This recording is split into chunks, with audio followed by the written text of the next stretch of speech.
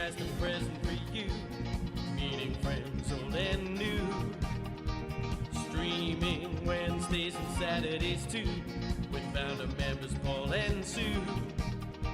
The smiles that we bring are a heritage thing. HDPP, keeping history alive. HDPP, streaming HDPP live. HDPP, where local memories survive. HDPP, streaming HDPP live. Film clips, photos, memories, and friends helps a dreary night go by.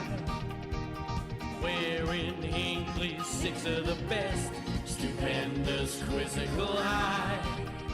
The smiles that we bring are a heritage thing. HDPP, keeping history alive. HDPP, streaming HDPP live. Where local memories survive. HDPP, streaming HDPP live. Let's take you back in time. A community affair. We'll take you for a ride. Handsome's cab will take you there. We're making history. HDPP, chat room applauses. History aside, local causes. HDPP, streaming HDPP live.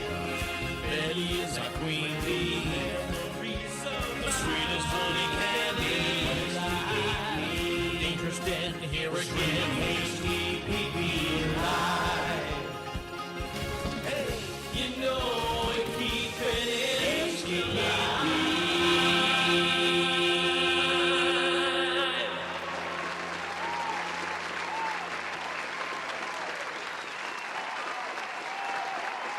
Oh, here we go again. Here we go again. Good evening and welcome to HDPP Live. We are worth it. Come on, we've been away for a summer break.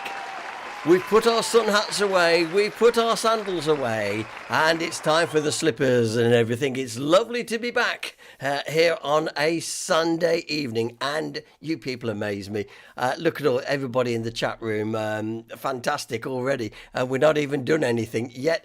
We've had a lovely break. I must be honest, it's been nice not to have to worry about getting it all together on a Sunday night. But tonight, things have gone a little bit better, I'm pleased to say, particularly after our little preview night, which was a shipload of disasters, basically. But it's great that we're back here. And your Sunday nights goes back to normal now, I suppose, really. It means that you can have a bit of a laugh with your friends of HDPP. And, we're all just together. Now, which reminds me, I've just got to order something off screen. Can I have a glass of water, Mrs. G? Thank you. I forgot that. Let me give you the introductions right from the very, very start, firstly, because there's plenty of people in the chat room. Annabelle was the first person in this evening with a big cooey, followed by Anne Hunt, who had travelled all the way up for last night's 60s, 70s disco. We had a stomper. Why were you not there, is what I'm asking next. Don't worry, you can save up your pennies and you can save up your energy because we'll be doing it again in March. It was a great night, seriously, all joking aside, a real stomper, really, really good. And as I say, it's going to be one of those regular fixtures where we do a couple a year, great fundraiser, really, to be honest. Steve, hello, Grandad, down on the farm tonight as well. Queen Bee is with us. I know what her alarm is, when we was away in the Boundary Hotel, Christmas came about 7:25 on a little iPad thing. So it's Christmas all over again, it is. Also, Jan Kirby's here. Hi, Jan. I know you had a great night last night. Yeah, real fun. Dancing away they were. That noise you can hear is Mrs. G sitting down and almost falling off a seat. Are you all right, dear? Yeah, she is. Now then, Pat Galloway with a big kiwi. hello. Nice to know you're back with us, mate. Kevin Beasley's here from Burbage, absolutely. And I hope the face is healing now, mate, because we came into the social night the other week and it had a procedure on his face, but it looked like it'd been 7 rounds, you know. Kevin, I hope you're doing okay. Gary Betterley, bonjour. I know that means hello, good morning, but you'll have to settle for that. That's my best French. Yes, he said he was going to watch Benny Hill tonight, but guess he's going to stay here instead. So, wise decision. Now, don't forget to like our broadcast, please, because the more likes we get, the more up you go in the ratings. It helps with our antibiotics and all that sort of stuff, okay, if you do that. Dave B is back with us. Dave, how are you? It's great. It's like bumping into old school friends again. You know what it's like? I mean, there was a bit of that last night at the disco, to be fair. But you start seeing the names and think, oh, yeah, so brilliant. Just great. I just love this. So anyway, I see here, Carol's here. Carol Beasley's here as well. Carol, nice to see you at the social the other week, and glad that you're with us tonight. Mary Blake's here. There's a name. We haven't seen Mary for a while, and she's come back to the fold. Please, if you will. That's very kind of you too. And Dangerous Den, he's here again, of course, as you probably know. Jeff Wallace, yes, Jeff's here. Captain Jeff is here. He's landed on that runway. Well done, mate. Nice to know that you're there with us. And also, I want to say hello and good evening. That's just gone by. Rob Steens, yes, from Spain, España. Rob, I'm here, ex-bachelor of this parish, with us tonight. And I did read a post the other day, Rob, that you're on your own and your good ladies over in the country here sorting out family affairs, which I understand. So we hope that all goes off okay. Now then, Carol Beasley, what's the date of the next social? It's the 20th, I think Wednesday the 23rd, I think it is. I'll give you all the details about that in just a few moments' time. Jan Kirby saying what a lovely, great time we had at the disco. And Kath Dennett, who I don't think she stopped dancing all night, bless her. She didn't bring Mr. Grumpy with her. He only came to pick her up at the end of the night. Mr. and Mrs. Smugly there. Good. Kevin Beasley said, face is healing up nicely. Great. Okay. Well, first of all, we were just talking about the social night. Our next social night coming up on October the 23rd at 7:30 p.m. Eddie Smallwood's It's Your Funeral. And it is, as it says right there on the screen, a fascinating presentation. How traditions and myths have grown around the profession. Don't tell him, but we've got a couple of people coming from Sellers that night. But we're not telling him that. Seriously, yeah. Oh, Mr. Smugly is here. Hello. Yeah, seriously. So that's our next social. That's going to be a fascinating one. Really, really is. And then afterwards, we're going to all get fricked together because it'll be almost Halloween. Will I take this awful mask off I've been wearing all this time? We'll be having Greg Dredge's Ghost Stories of Hinckley film, which we've shown in our live streams before, but it'll be the first time we've shown it at a social night, so that's good. Look, Carol said, that's a shame, I'll be on my hollybobs. It's okay, Carol, you can cancel your holiday. There's no problem there. Anyway, Kath said, I had a fantastic time dancing away, so I did.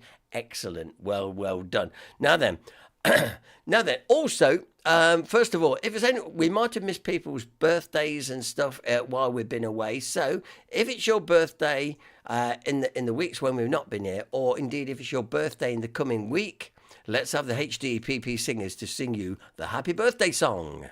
Happy birthday to you. Happy birthday to you. Happy birthday to you. Oh yes, whoever you may be. Happy birthday to you. There, that just about covers up a multitude of sins there. Happy birthday to you if you've just had your birthday while we've been away, or indeed if it's in the coming week. I must say hello to David Starborough's here. Hello, David. Not seen you for a little while. The Starboroughs. I've entered the building. It's nice to know that you're with us this evening as well. David S. is also here. Listen, it's just been a funny old sort of... We've been very, very busy here at HDPP because even though I've not been here with the live streams, I've been out doing lots of talks. I mean, and I was doing one this afternoon. I was a guest this afternoon of the local Parkinson's Society. So gave them a presentation this afternoon. I was also out last week doing a presentation. There's been quite a lot, and I'm out next Thursday night doing a presentation. Just non-stop for me. I'll be glad when it calms down just a little bit. Just running a little bit, running a little tired. Right now then, according to Anne, thought it was just me, Paul. There are definitely problems with the sound. My sound's okay, says Daniel. I think I don't know. Let me know if you think there's a problem. It's sounding okay this end. I've got Mrs. G on it now. Just I don't know whether there's any problem with the sound, Mrs. G. She says she's got the thumbs up as well. Anne, I don't know. Have a twiddle. Have a little twiddle. That's all I can suggest. Okay, if you're new to this, and forgive me for going on a little bit right here at the beginning, if you're new to our streams, then welcome to HDPP. You can join in our chat room at the side of the screen there that you can see. It all sort of it helps with what we are really. We show films, we have a competition, we're doing that in a minute. Get ready for 6 of the Best, returning in just a minute. And as I say, we have a lot of fun while we're doing it. And besides, there's only rubbish on the TV, so you might as well watch this local rubbish. That's the way I look at it. Daniel said he has issues, but everybody else, Rob Steen sounds loud and clear in Spain. So I don't know what it's sounding like, you know, whether it's breaking up or whatever, but... sorry about that. I think it might be beyond my control. Oh, yeah. Oh, Daniel has restarted his computer. It's fine now. Anne, you may have to restart your computer and join us. Don't worry. We're going to be here for at least another hour at this rate. Yeah. I will log out. She says, I'm going to log out and come back in. Good. And it must be working fine because Dave B can hear us. Now listen, let's get straight to it. It's time for 6 of the Best, when we ask you 6 questions and we demand the best of your knowledge indeed. Now, as always, let's start off as we mean to go on. Remember, don't start putting the answers in the chat room because people will nick them. It's as simple as that. You don't want people to nick them. But let's see how well you do. There's local questions, general knowledge, music, and an anagram, amongst other things, in 6 of the Best tonight. So let me see if I press this button. If it starts, it does. It started. Marvellous. Okay then, so here we go. Your local knowledge question tonight. We want to know, what year did the new leisure centre open? And I've made it easy for you this evening because it's a multi-choice answer. One of those is the correct answer, but which one is it? All right? That's all we need to know. Good. Oh, David Allen's in the chat room as well, I've just noticed as well. Hi, David. Hope everything's okay with you. Keeping sober, I hope. Right, so there's your local question. What year did the new leisure centre open? One of them is indeed the correct answer. Now, I'm going to see if this button works. I think it will. There it goes. Question number 2. Who was the first monarch of England? And we've had a few. But who was the first monarch? We all know recent ones and stuff. How many of you know the name of the first one? Now, I can hear you all reaching for Google. Try and do it without Google, if you can, because you get extra smugness points, don't you, John? Yeah. Extra smugness points if you don't go doing that. All right? Good. Right. We move on to our next question. There you are. Find the words, okay?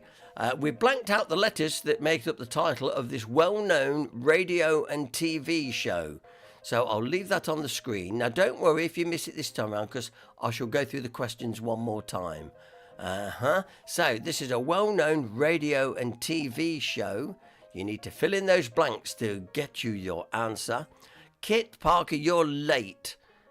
We're going to put... You were with the naughty girls last night. Yeah, I know. Oh, Anne's back with perfect sound. That's good, Anne. Thank you very much. Yes, Kit Parker and a few others have been very naughty last night. The naughty schoolgirls. But there you go. Anyway, so there you go. Right, I'll move on and we'll come back to this so you can get any gaps filled in that's missing so far. Right, now this is the hard bit. This is when I have to turn down a little bit of music there, like that, because I want you now to identify this pop song being played on the Hammond organ. So you got to listen. I think it's very easy, actually. So I'm going to play you the music. I want you to tell me what it is. Here comes the Hammond organ.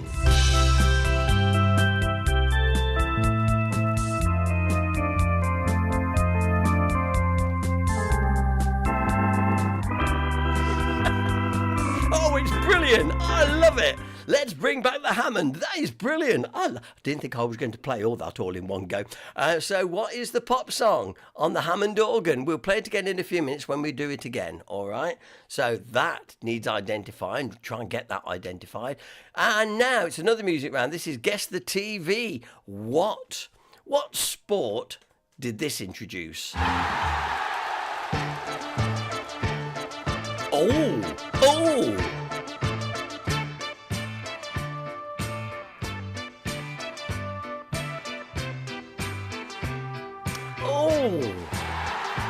Right, so Kath says, well, I've got the pop song. I wonder if she got that sport. That's a sporting theme. Admittedly, it's a little bit old now. They don't use it today, but it's still well known for what it was. Have a think about that. We'll play it again in a minute. And now, the one you've been waiting for all summer long, the return of the anagram. Here we are then. Work this one out if you can. Onwards, tool holder, unhooked.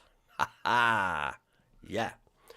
Onwards, tool holder unhooked. And Daniel Coburn says, I'm going for the Ashby Tavern Hinckley tonight for the anagram. Get out of there. Get out of there. Now then.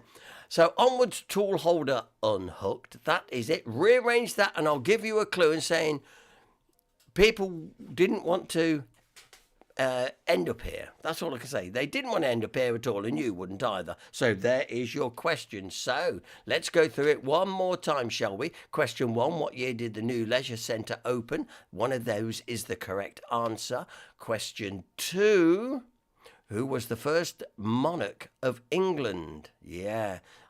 It's a good question, actually. So I want to find the first monarch of England. I'm not worried about the years, but it's a long time ago. Okay. Question number 3. Get your dashes in the right places. Write it all down. Play with the words. And that will give you the title to a well-known radio and TV show. A well-known radio and TV show. It's a good one, actually. I like it myself. Okay, then. A new round called the Hammond Music Round. I want you to tell me what pop song is being played. It must be easy. Mrs. G's got it.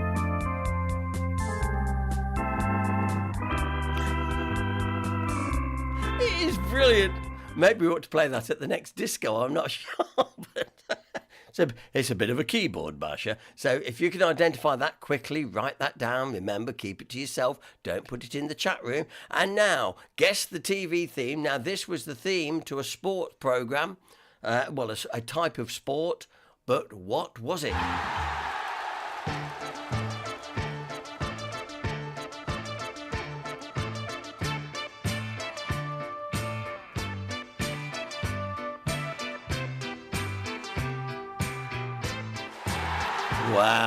Well, there you go. It was a type of sport. I've got to be careful. I've got to be careful how I say it, otherwise I should be giving it away.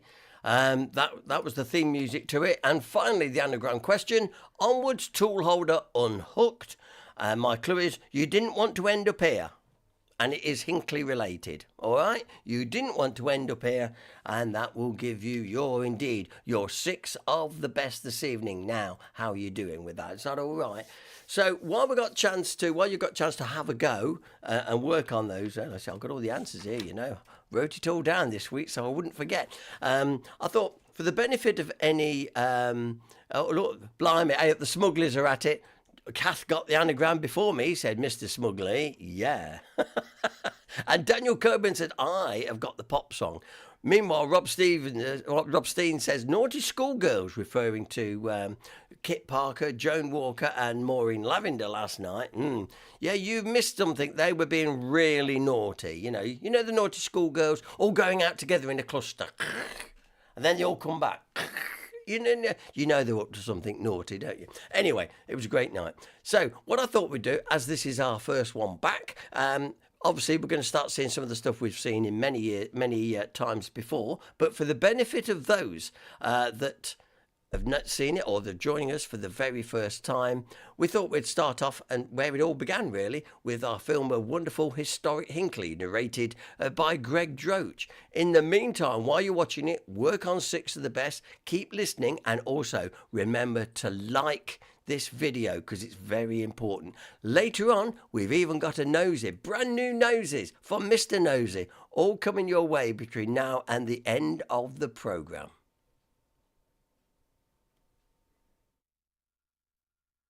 Hinckley, a town of ancient lineage in the heart of England. Thus announced a fascinating historical depiction of Hinckley and the surrounding villages and hamlets by local artist Cicely Pickering in 1949. She was absolutely right. Welcome to wonderful historic Hinckley. We're often called an ancient market town with Saxon origins, but our history commences a lot further back than that. When the last great northern ice sheet that covered the country started to recede, it left its debris in heaps and hills. Hinckley is set on one of those post-glacial hills, as is the nearby village of Hyme on the Hill. Meltwater, of course, attracts animals, and animals attract humans. There is archaeological evidence from the Hollycroft estate of large types of cattle known as auroch, and the arrowheads and flints needed to kill the animals, scrape their carcasses and bones clean of meat for food, and their skins for clothing. A Paleolithic axe head was even unearthed in a Viking garden. Iron Age dwellers were also here, as shown by further archaeological evidence on the new housing estate along Coventry Road, known as Saxon Paddock. Not to be outdone, there is scattered evidence of some kind of Roman occupation. A Roman bust was found in the 1930s by schoolboy Alan Morby and is now in the Jewellery War Museum in Leicester. It's been back to the town twice for displays at Hinckley and District Museum. However, the elusive Emperor's Villa is yet to be discovered somewhere beneath the town. It was a so-called Saxon chieftain called Hink who settled with his family and people in a clearing in the woods known as a Lee. Thus, Hink's Lee. This settlement was most likely close to a water source, although the exact location is lost in the mists of time. What is not lost, and in fact what are still two of the most prominent features of our town centre, are the relics of the Norman conquest and its aftermath, a castle and a church. Little is known about Hinckley Castle that was built after the Norman conquests. It is believed to have been a wooden structure. Nothing remains of it except the mound and the moat, and they, since the 1920s, have enclosed the town war memorial. It's a well-known place for families to feed the ducks that swim on the moat. The mound and the moat would have been at the core of a thriving centre, surrounded by a fence and ditch, wherein people lived, worked, and worshipped. The parish church of the Assumption of St. Mary the Virgin is a Grade 2 star-listed building. What can be seen today are Victorian extensions, either side of a Norman nave, tower, and chancel. Dated as 1240 for its first building, there is an intriguing Anglo-Saxon sundial incorporated into the outer fabric of the church. This suggests a continuity with an earlier Anglo-Saxon church and community.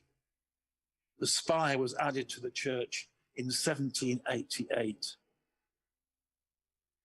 At the very heart of Hinckley, the church fulfills many functions, as well as being a place for silent prayer and joyous religious celebration. Surrounded by a graveyard with stones bedecked with timeless lichen and moss, an information board in the car park outlines the importance of the church building and the now disappeared abbeytite buildings associated with it. This ecclesiastical complex had regional importance beyond the bounds of just the town. One of the tombstones in the churchyard is known locally as the Bleeding Tombstone, said to weep blood on the anniversary of the murder of the young man buried there, Richard Smith. This pseudo-ghost story finds its way into many of the ghost books about Leicestershire and the East Midlands. Also important locally and in the countryside beyond were the markets that developed in the town. Early records suggest a market in Hinckley in 1311, but the possibilities are that there were such markets much earlier. Markets and fairs were a regular feature in the town. These include the shoe fair, which was more along the lines of a theatrical production, with figures and tableaux exalting the history of the town, with characters like the Norman lord Hugo de Grandmesnil and his wife Adeliza. This fair was revived in the 1780s from a much earlier tradition. There were cheese and fruit fairs, as well as fairs for the hiring of servants, the statutes. Many of the fairs were associated with religious festivals. The annual horse fair in August was around the date of the feast of the patron of the church, St. Mary of the Assumption, the equivalent of a Wakes fair. The notoriety of the fairs led the greatest English playwright William Shakespeare to include the following line in Henry IV, Part 2.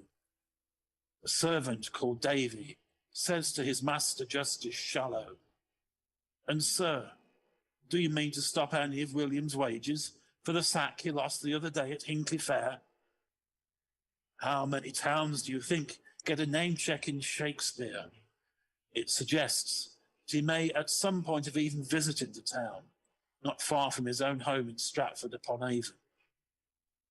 The play is rarely performed, so the name check is hardly ever heard, except from enthusiastic local historians, of course.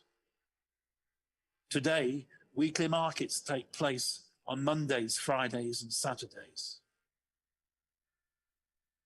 Another claim to national and international fame is the fact that Joseph Hansom invented his famous cab in the town and tested it on the roads before it went to the metropolis and became the Victorian equivalent of the black taxi cab. Hansom cabs can be found in the great cities of the world during the 19th and 20th centuries, from New York to Cape Town, and Melbourne, Australia to Christchurch, New Zealand.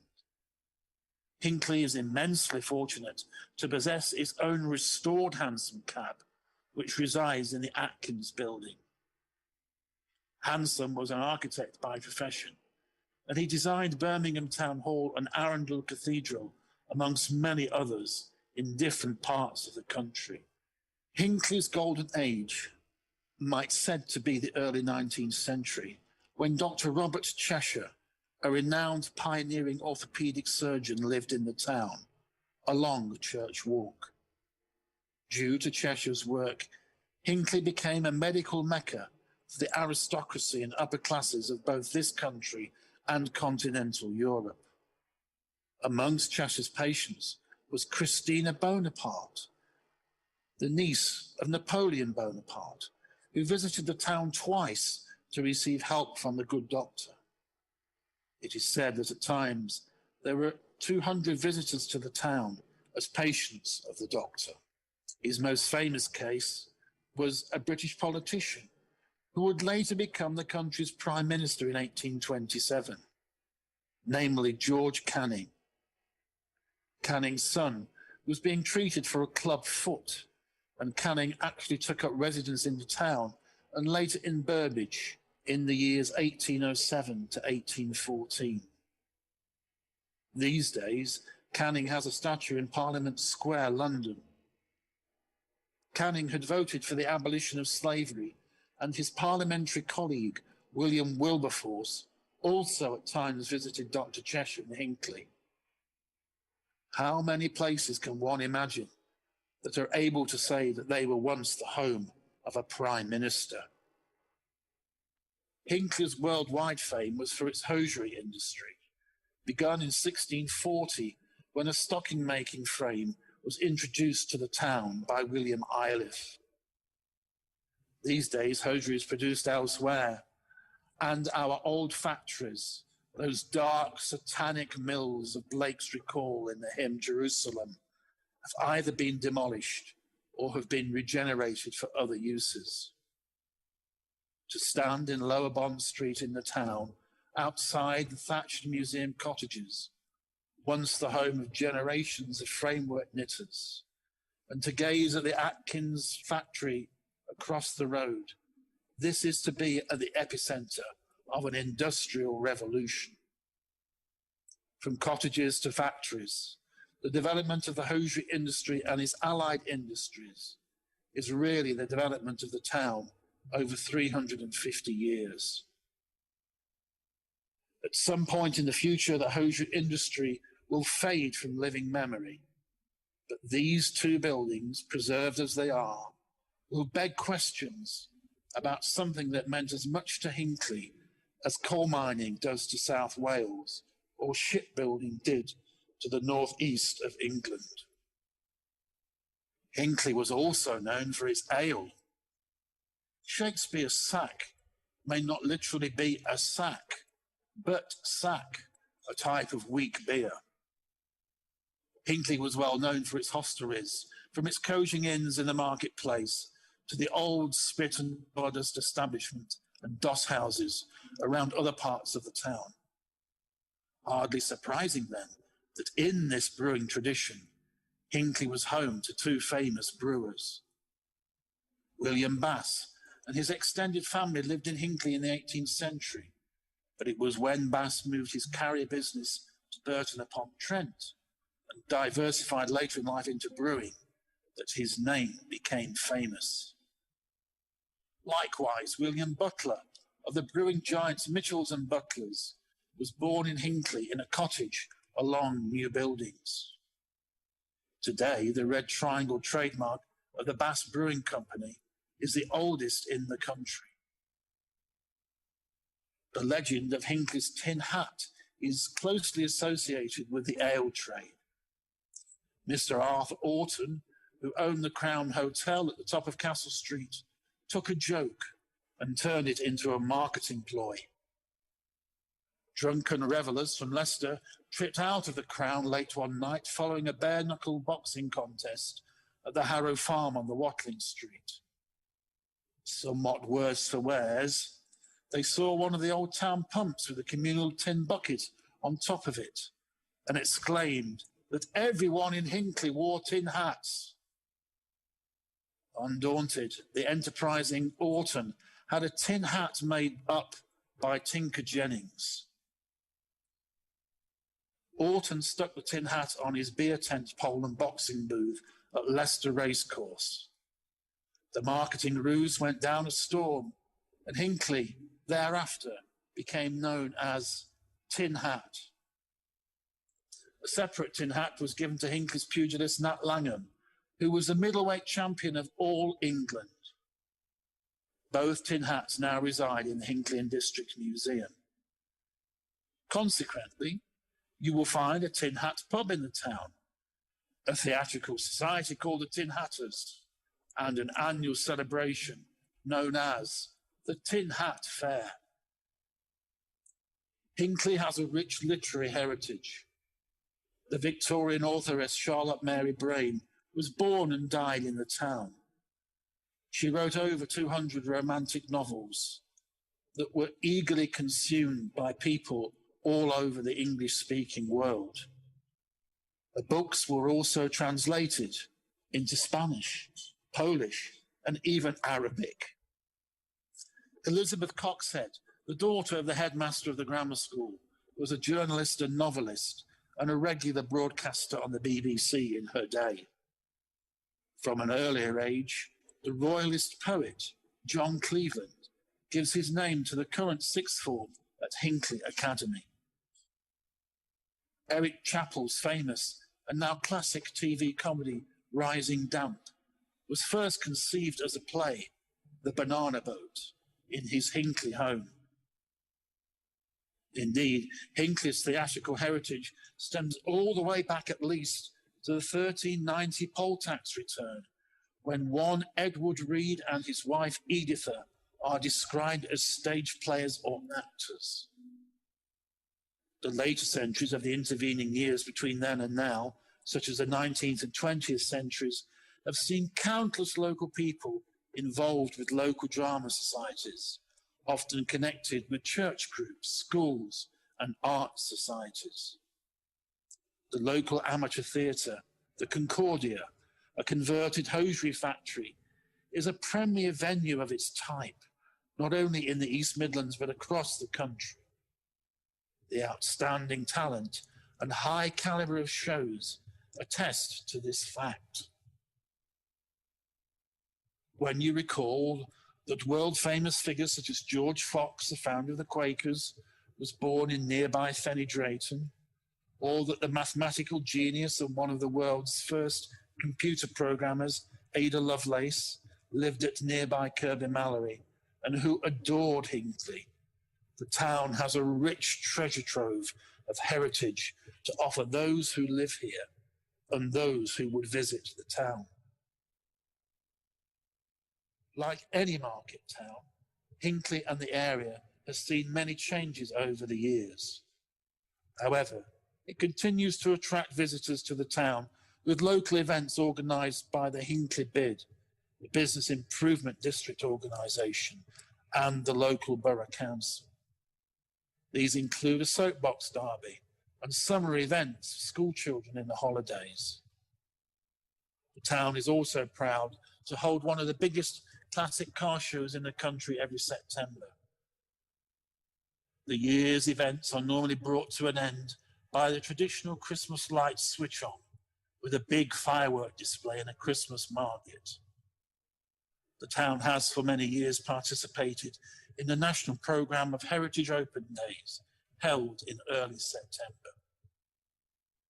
Indeed, the town has had a museum run by volunteers since 1995, whose open season from Easter to October always has new displays and a range of engaging activities.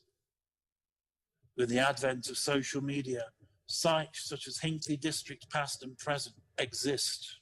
The Enquirer can immerse themselves daily and weekly in the heritage of the town.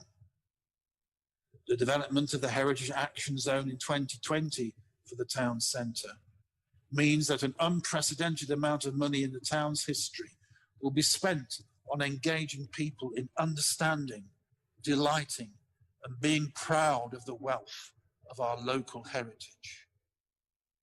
Welcome to wonderful historic Hinckley.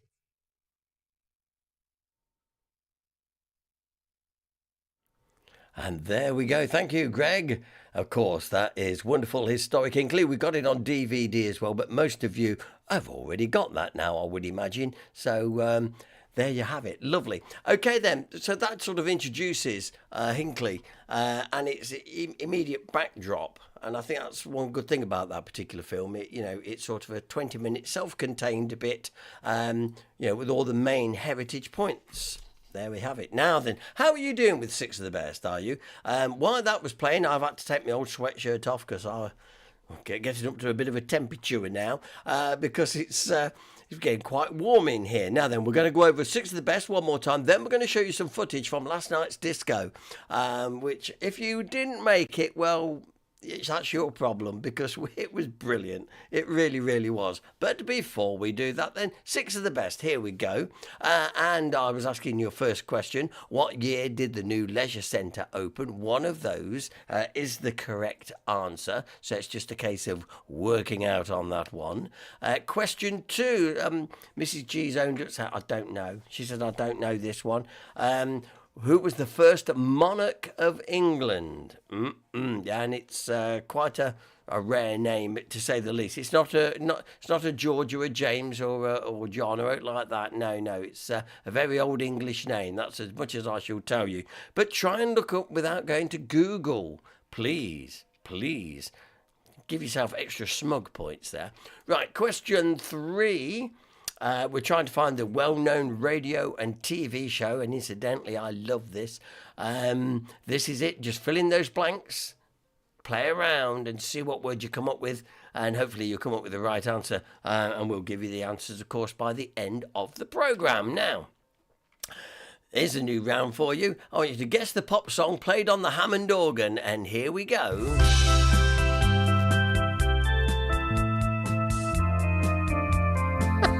It's quite catchy, really.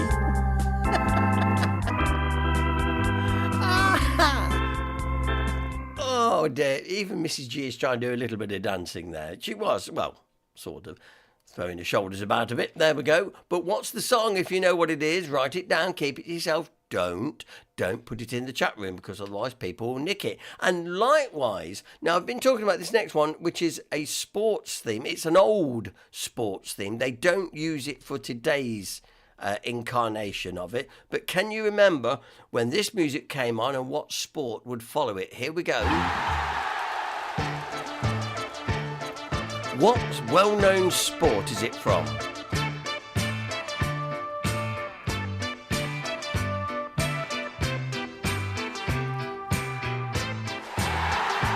Oh, try as you might. There you go. Oh, was that a clue? Question number 6, the anagram question. Okay, this is local to Hinckley. If you rearrange the words onwards, tool holder, unhooked, it'll give you the location of a building which you would not want to end up in. So that's a bit of a clue in itself, and probably its location. There you look, Paul. Stop it!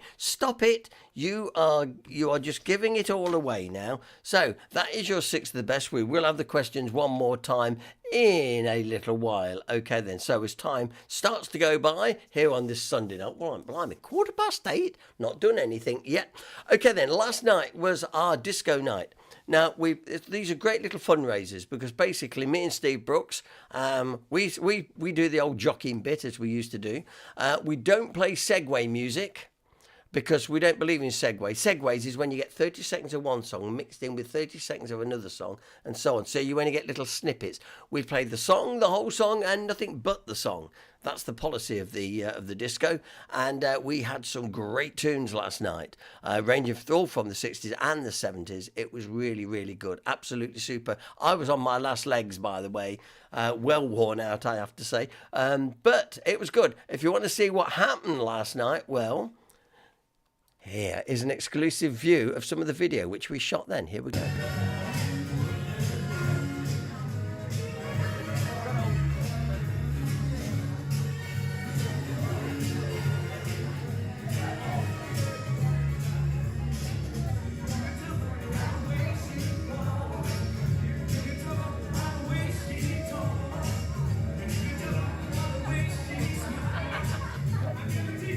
There's always one.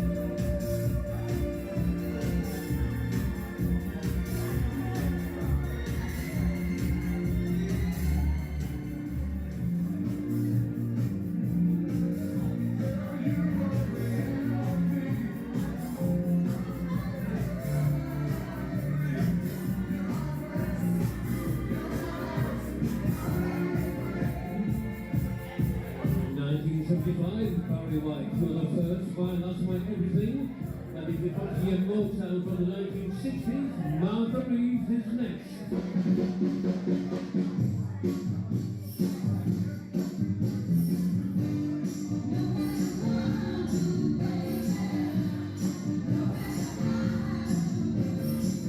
And as you can see, we had a superb night there. Absolutely fantastic. Excuse me, I didn't have a chance to put a fade on the end of that bit of video. Busy day today. But it was great. And we raised, say, just over £200 for our local good causes. So the whole point of fact is you just come along. And a lot of people, I know there's one or two people there who said they needed a lift. And my word, did they get a lift with the great music. And we were, like I say, just for a couple of hours, we were back as teenagers again. And that's the brilliant thing that music can do. You know, you go straight back to where you were. You're back. You're back in those great heady days of youth, let's say. Okay, some of them are long since gone now, but we did have one or two people saying that they're aching this morning. Said, struggling to get about a little bit and whatnot. But and I must apologise to Anna Ellis. I went out and said, right, we're doing the Rowboat song in a minute. Do you know, when I got back to the computer, it wasn't there. It wasn't, and yet we played it the last time we did the disco. So I don't know what happened, but Anna, I promise I'll make sure that is on, because we'd arranged for the ambulance crew to arrive just after 9:30 when we did it. So for those people that couldn't get up off the floor, we got an oxygen tent and everything. But in the end, we had to cancel it because we hadn't got the record on the system in the first place. Good. Okay. So please, next time, come along, listen. It's a bit of fun. It's great. A reminder about the social night, like I say, with Eddie Smallwood coming up in a week and a half's time. It's called It's Your Funeral. It's going to be really good, actually, and very informative. So I hope you'll come along and support us, because that's going to be an interesting night. And then, like I say, we're going to show the Greg Droty's Ghost Stories of Hinckley, which will make you frit if you're from Hinckley. Thank you. Now then, Rob Steen says, well done on your charity efforts. Thank you, Robert. It's, like I said, no, it's just good if you can have fun and raise funds at the same time. Everybody's a winner, really, including the causes which you support. Jan Kirby says, can I have another clue for question 3, please? I've got the others. Well, it does exactly what it says on the tin, actually, Jan. It's a well-known, science fiction TV and radio programme. It's science fiction TV and radio programme. Okay, I've got to be careful because there's not much I can give on that one. But you would have heard of it. In fact, if you were stranded in space, you would need it. That's about the best thing I can come up with. If you were stranded in space, you would need this. Okay, good. Okay, right. Listen, since we've been away, that sounds like the cue for a song, doesn't it? Since we've been away, Steve, Mr. Picker, Mr. Nosy, actually, not only did he come to our September social nights, but incidentally, thank you, I think we raised over £80 on the raffle that night. Fantastic. Well done, you HDPPers. But not only that, as I say, Steve has been out all through the summer stuff and making lots of noses. So it means we've got a nice back catalogue of noses, which obviously we've not shown yet. And if you've not been going to Let's Explore, to his YouTube channel, then you wouldn't have seen any of them. So with no further ado, let's go and find Mr. Nosy. I can find it here. Let's go and find Mr. Nosy and on one of his infamous noses. And then afterwards, we'll be back with the answers to 6 of the best and everything else that we've laid down tonight. Here we go.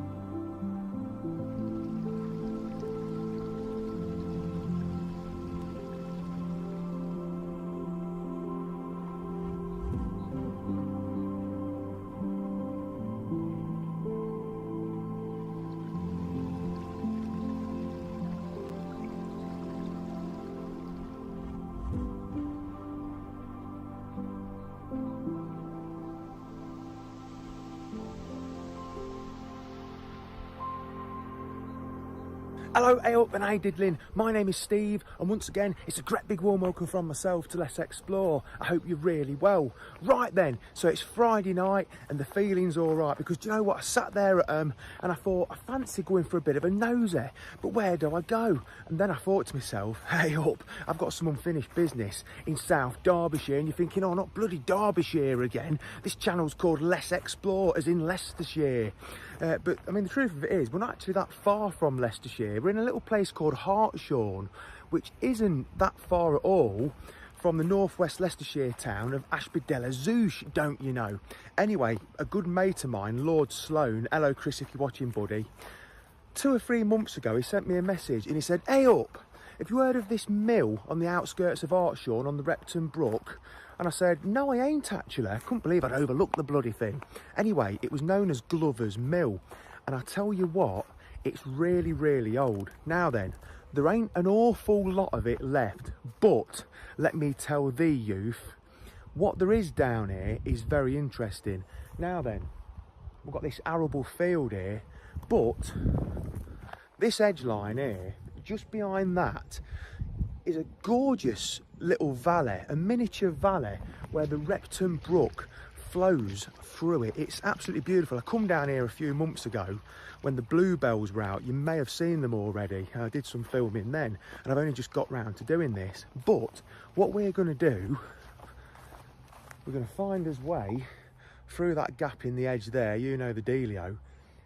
And what there is in there, in my opinion, is absolutely fantastic. I absolutely love stuff like this, remains of things. The stories they could tell and the character they've got is second to none.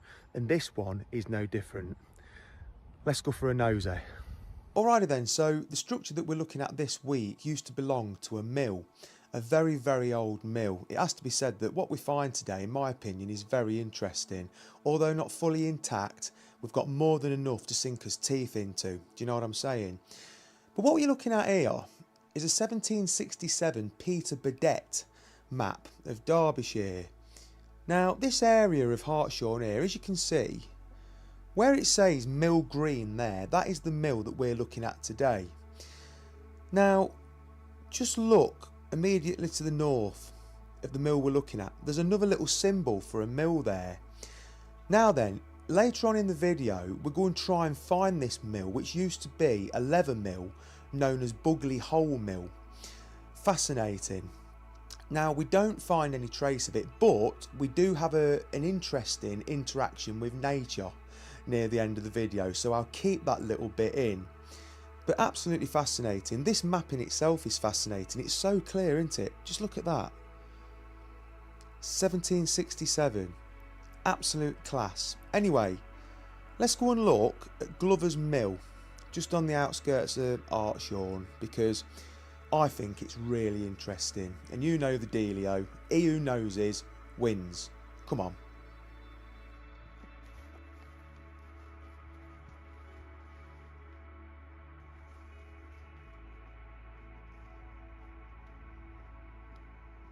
Right, so here we are then, this beautiful little secluded valley. It's really something else down here, especially in April, May time when the bluebells are out. It's absolutely beautiful. As you can see, it's quite a steep drop off down there. It's quite dark in here as well. It's quite dense in here with the undergrowth and the trees. There's the Repton Brook down there that used to power us mill. Now, this mill may have been here since the 1600s. There's been a mill on this site since then, and certainly in the 1700s when Peter Burdett actually made a map of this Derbyshire area. In fact, well, he pretty much mapped the whole of Derbyshire as far as I'm aware. I'm not really sure. But just across here, you'll find what we've come to look for. Absolutely beautiful.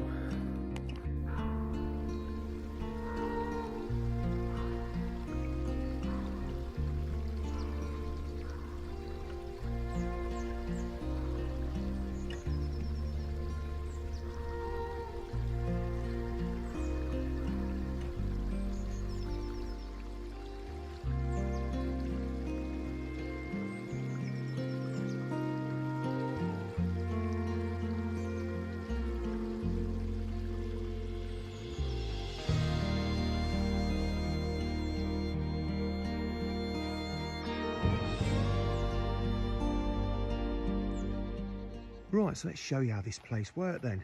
So this here is clearly your wheel pit. Can you see it there? Look, there's your wall there, your outer wall. Your wheel would have sat in there. And there, look at that hole. That is absolutely fantastic, isn't it? Look at this here. That is beautiful. Now, there's something very interesting on the other side of there that I'll show you shortly. But there would have been a driving shaft going through there, working all the gearing and all the gubbins, the gubbins in the main building itself. Now, this was an overshot wheel, and we know that by looking at this here. Now, you could argue that there could have been an arch underneath here, a mill race coming through, but there wasn't. That is your mill race, or your leat, or your lade, as they're known up north on old maps. At the top there, this was an overshot water wheel, and the sun's coming out now. It's a beautiful evening in South Derbyshire. But if we make us way up here, you can see it plain as day. Look at this brickwork here, look. So some of it has perished. It's in layers, of course. There you go, look. Plain as day.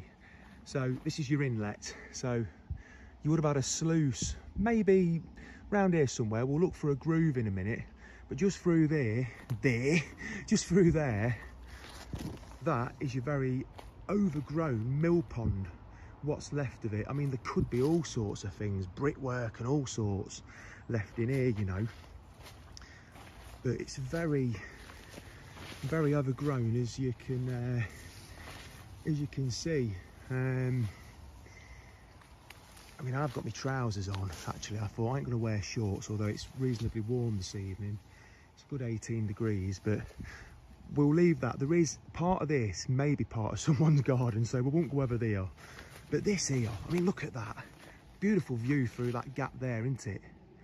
Amazing. I know there's a lot of you that watch these videos that appreciate things like that. But this indeed is the mill race. Now then, what's interesting here is the row to note. So we have got stonework tied in with red engineering brickwork here. Now then, is that something missing there, or is that supposed to be like that? Was there a sluice here going across?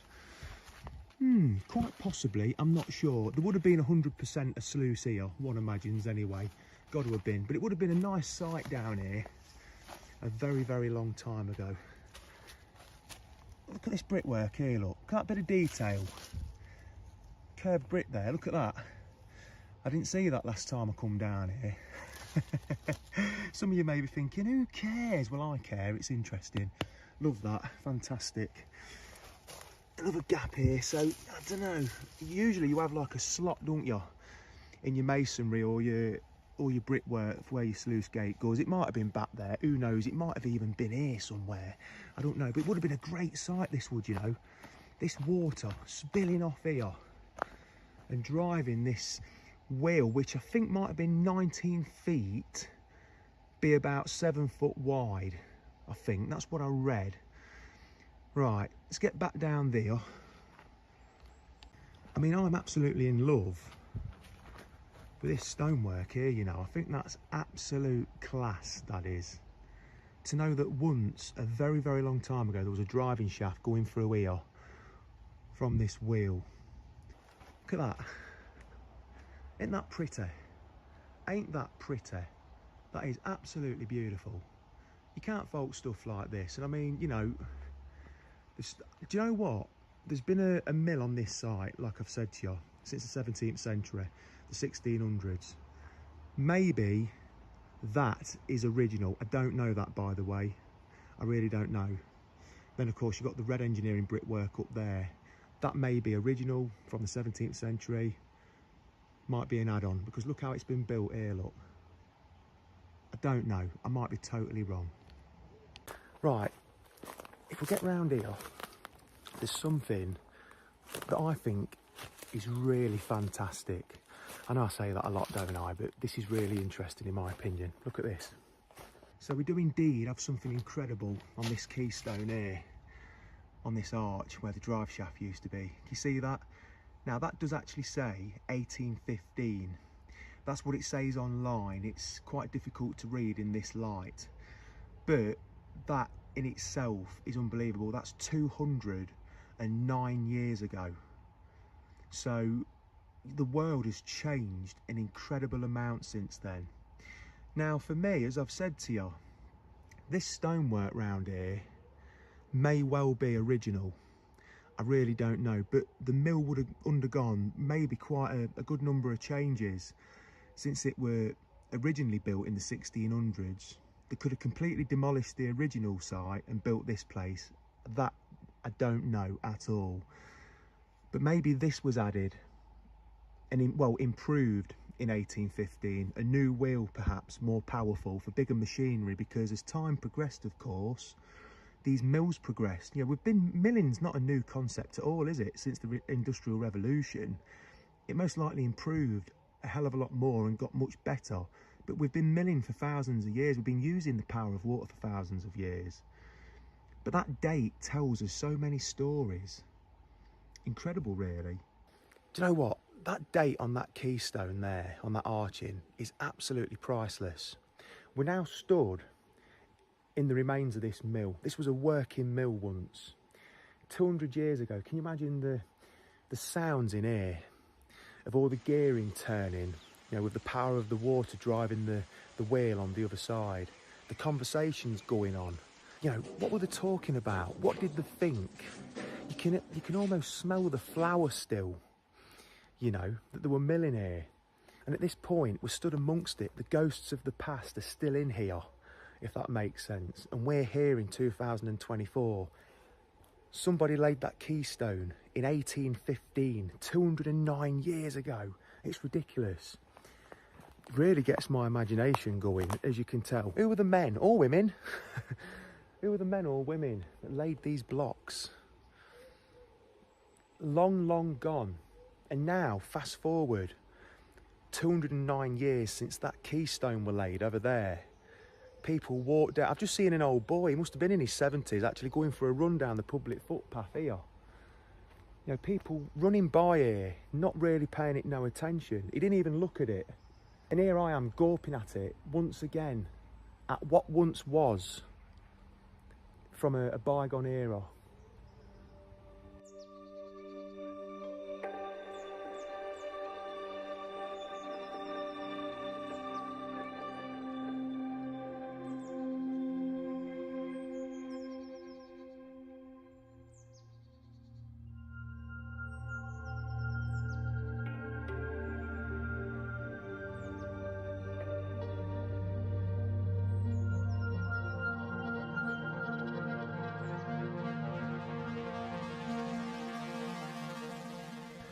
Right then, public footpath. So if we make our way down here, I think this might go to a farm. But this path brings us, there's a buzzard over there. Do you know what, it's amazing. I can hear it. It's amazing how many buzzards there are in Leicestershire and this part of the world as well now. And red kites, they're getting more and more as well. Never used to see buzzards when I was a kid, common buzzards round here. You'd only ever see them when you're on the M5 or something in the West Country at the side of the roads. And now there's more of them than there is kestrels. But anyway, I digress. So I'm hoping down here is this bridge at least that's mentioned on this bit of a write-up about this mill. Do you know what? It's a very underrated area, this part of Derbyshire. Yes, it's not got that epic grandness of the Peak District by any stretch of the imagination. But I don't know, it's got its own wonderment. I really like it. It's a nice area to walk around. So, gotta be honest with you folks, this bridge that we're stood on at the minute is a bit more than I thought it were going to be. And to show you it, we've got to get down there. I'm not certain. I think the mill may have been on that side. I don't think there's going to be much trace of that, but this looks like a fascinating little bridge. It's quite high up as well, which makes it, more substantial. I don't know if this is a bit of a game trail, what deer use, but we'll get down here.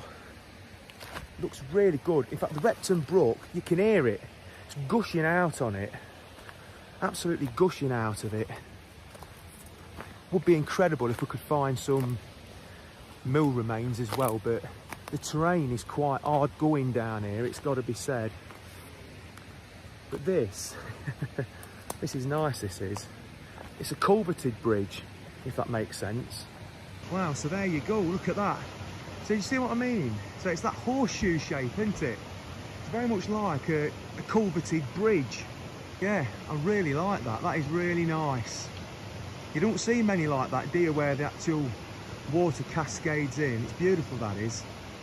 Big wing walls either side and all. Wow, there may be a deer coming towards us. I've just seen it. It looked like it were heading this way. I think it's a muntjac, I'm not sure. It's in the brook. Look at that.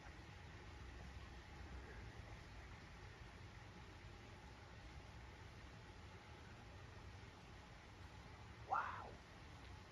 Yeah, it's seen me. It's seen me. Oh, that was gorgeous.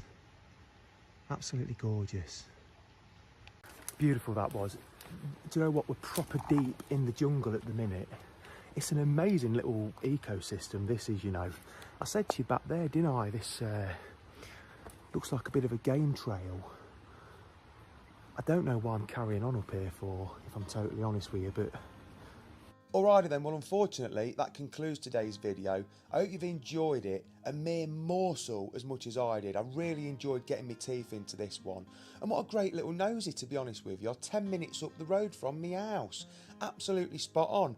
Once again, a big thanks to my old mate Lord Sloan, the Don of Isthorpe, as well, for telling me about this. But before we go, there's something I quickly need to point out. Look at that. That's where the wheel used to turn. It's left the actual marks on the brick and the stonework. How amazing is that? I was meant to tell you when I was down there, but I was gawping at everything, wasn't I? Anyway, thank you as per usual for watching. Enjoy the rest of your Sunday evening, and I'll see you again soon. Bye-bye. And there he was gone. Yes, our Steve, Mr. Nosy himself, with a wonderful video. In fact, if you're watching, if you're keeping an eye on the chat, Rob Steens was saying that he lived very, very close to there before moving off to Spain. So there you go. You see, it's quite amazing, and that was a real good noser. And there'll be more to come in the coming weeks, because we're now back every Sunday night between now and whenever, until I need another break. But hopefully I can last a bit longer this time. But lots of you enjoying that, I can see. Nice one. A couple of things locally just before we go into 6 of the best to give you your answers this evening. I was talking to Anne Hunt last night, bless her, and she was telling me that she really missed the live streams, and she said she felt a real disconnect during those summer months. She said while she appreciates I wanted a rest, she said she felt a certain disconnect. So, and hopefully now we've got you fully connected on North Sea gas that will last you long enough all through the winter months and stuff. But it was I understand your sentiments exactly, so that was good. You may have seen also locally, and I think it's a wise thing. Sue and I knew about this for quite a few months actually, but we were sworn to secrecy and we couldn't say anything. But the new Christmas lights that's going to be going up in Argent's Mead this year. We were told this, say, quite a long while ago, but we were told we mustn't say anything. So in place of fireworks on the Christmas lights switch on night, seeing hundreds of pounds go bang, they've decided to do away with the fireworks, and they're going to deck lots of the trees in Argent's Mead, which I think is far, far better. It's much better for the environment. It doesn't upset the pets, and it'll make a nice walk round over the Christmas season. So, I mean, I know it's a few months away yet, but I think it's a good thing. So, well done to those concerned on that. It's brilliant. Now, why I also remember, if you've got anything else better to do Sunday morning, I'm on FOSS 107 doing Sunday morning breakfast show next Sunday morning. If you want to join me, save me playing songs all to myself. That'll be really, really good. Anne Hunt's in the chat room just saying, I'm totally connected now. Lovely. Okay, it's time to give you the answers to 6 of the best. Now, before we start, as always, remember, don't put your answers in the chat room, because people will nick it and then claim it as their own, you see, because I know what they're like. Yeah, absolutely. But let's see how we're going to do. Carol Beasley, by the way, is just saying, she said, I think that's a much better idea and looking forward to it. That's for the Christmas lights. I think it'll be great in Argentsmead. I know, like the tree round the Marjorie Payne plaque that HDPP arranged to have put there. It's going to be a lovely. It's going to be really, really nice. It'll be like a little wonderland all its own. And I've said for many years they ought to make more of the mead in at Christmas time. And somebody was obviously listening. So whoever it was, thank you for that. 6 of the best. Then here we go. Time for answers. Let's see. Okay then. So you can put your answers in now. The first question I was asking, what year did the new leisure centre in Argentsmead open? Because one of those is the correct answer.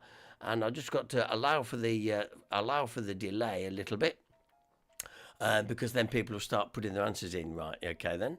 Yeah, David Allen said, I'll have to have a look at the Christmas lights in Hinckley this year. Absolutely. Right, John Kirby comes in with the answer 2016. Dennis Perkins says 2015. Jeff Wallace says 2016. And John Denny says 2015. Well, the correct answer is 2016. Yep, it was 2016 when the new leisure centre opened. It was opened by Sharon Davis, you may remember, and we've got pictures on the group of the time it was. So there we go. Now, I'm really curious as to if anybody gets this right. Now, I know some of you are bound to have gone onto Google to get the answer for this one, because it's not the sort of name that rings straight off your head, really.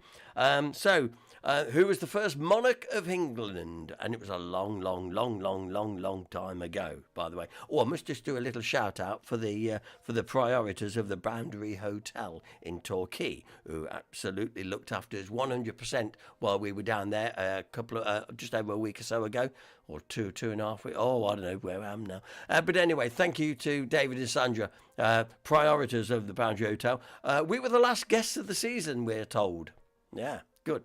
Anyway, here we go with the answers for the next one. Get a smugly smile on. Yes, John Denny has got it right. Athelstan. That's right. Athelstan.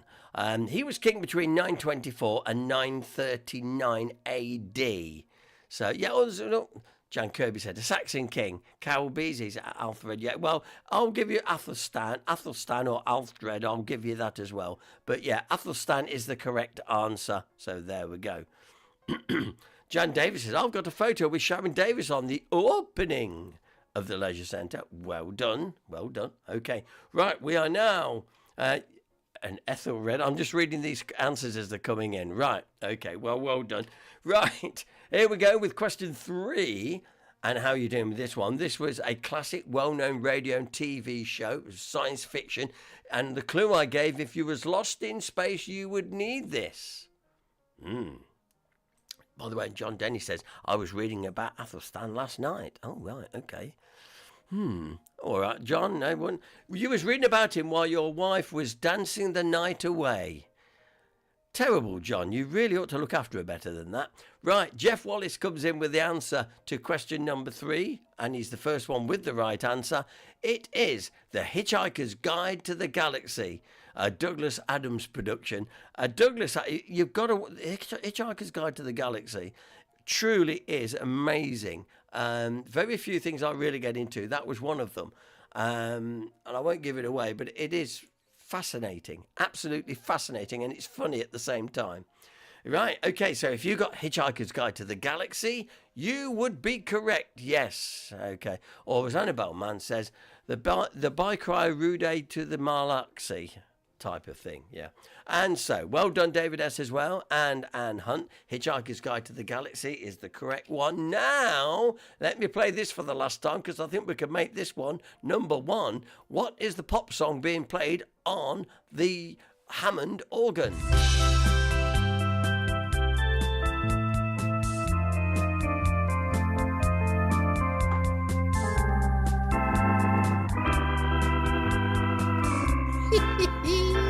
I'm loving that bit. I think that's a brilliant little idea we've had to have these pop songs played on the Hammond organ. But what is the song? What is it? Mr. Smugly comes in, and Mr. And Dangerous Den comes in. They're both saying, rocking all over the world. Annabelle Mann says, is it the Macaroni or the YMCA? Annabelle. Anne Hunt says, rocking all over the world. So does Jan Kirby, rocking all over the world, along with Daniel Coburn. Correct? Yes, it is indeed. Ha ha. Rocking all over the world by, of course, the Status Quo. Right, okay then. Right. So, and while we're on that, well done, David S. as well. I hope you're totaling this up because we'll want your answers. We'll want your totals in just a moment's time. Another musical round. Now, to be fair, before I play this, this was the theme to a sports programme. Well, of what, you know, of a particular sport. They don't play it today, but they did in the 70s and the 80s. Okay. Oh, and Jan's come in with, is it athletics? No, it's not. What was this the theme tune to?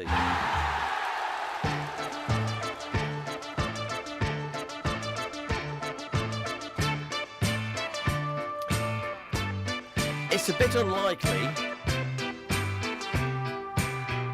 I grant you, it's a little bit unlikely because you wouldn't have thought so. But let's just see. Dennis Perkins, well done, Dennis. Jeff Wallace, well done. They're coming in with the right one. They're coming in with the sport of rugby. Quite correct, Daniel Coburn, rugby. I'm going to play that bit again.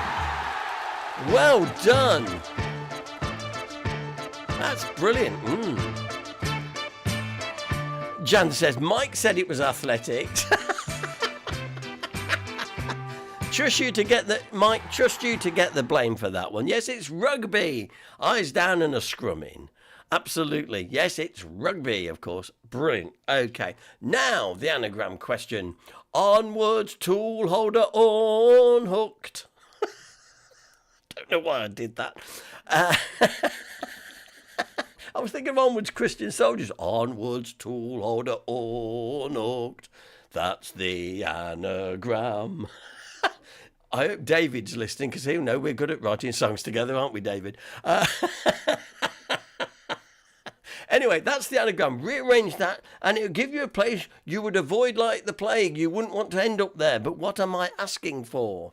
First person with the right answer comes in with, it's got to be Jeff Wallace, hasn't it? Now he's got the Workhouse London Road.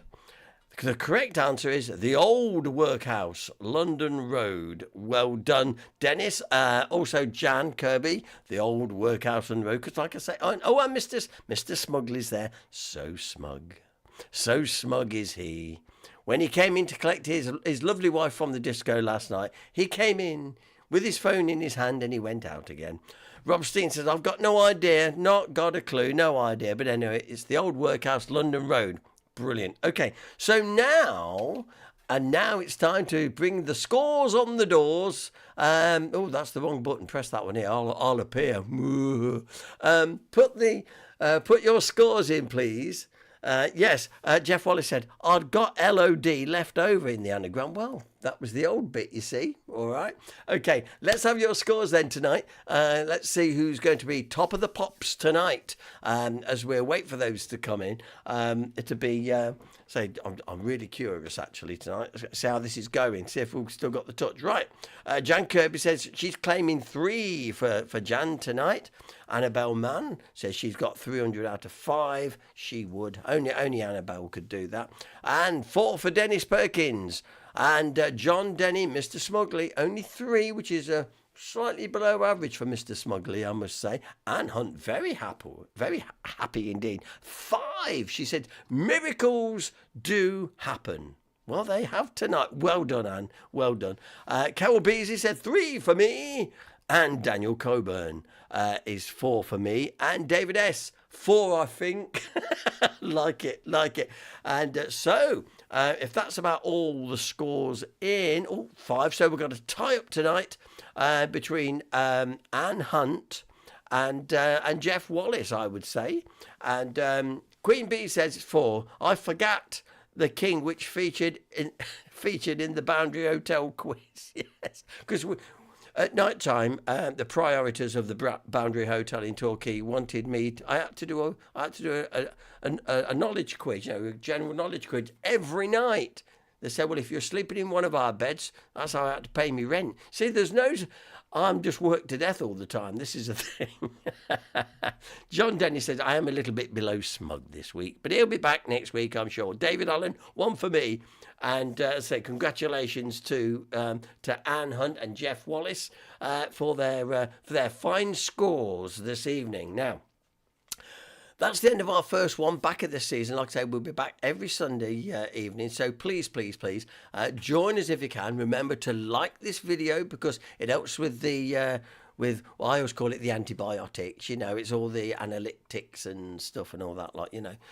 David S. said, by the way, Paul said, my mind doesn't work as quick now. Well, listen, join the club. Join the club. Now then, and blimey, I thought you were swearing for a minute then. Fluck. Don't normally get the anagram.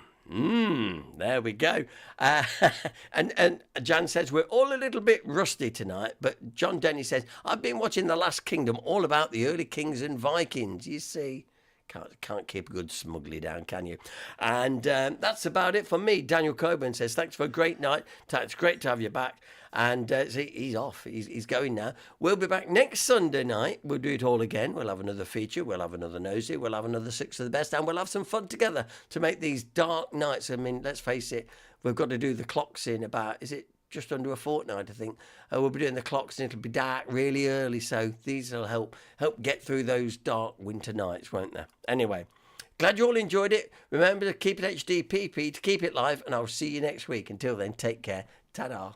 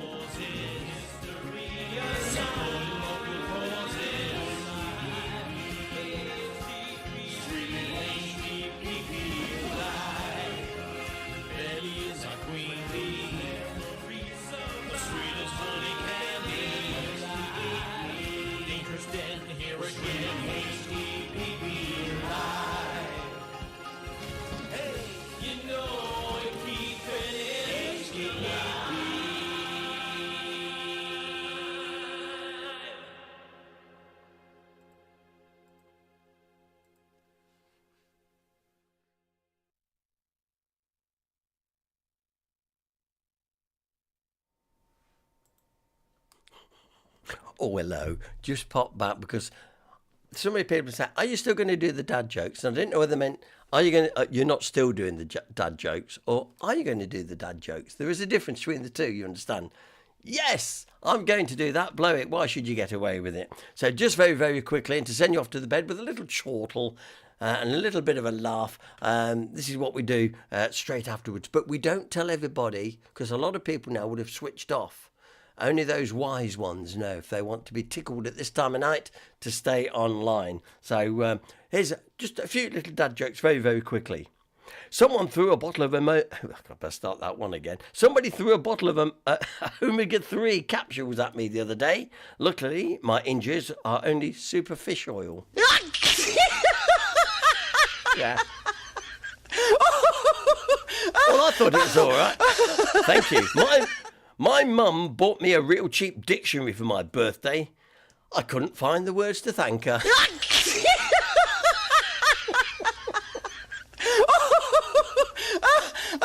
What?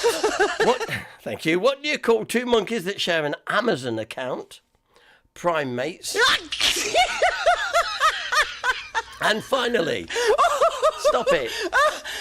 And finally, I'm cranky with my neighbour today. Yesterday, he kept playing the same Lionel Richie song over and over at full blast. I wouldn't mind normally, but it was all night long. Take care, and I'll see you soon. Bye-bye.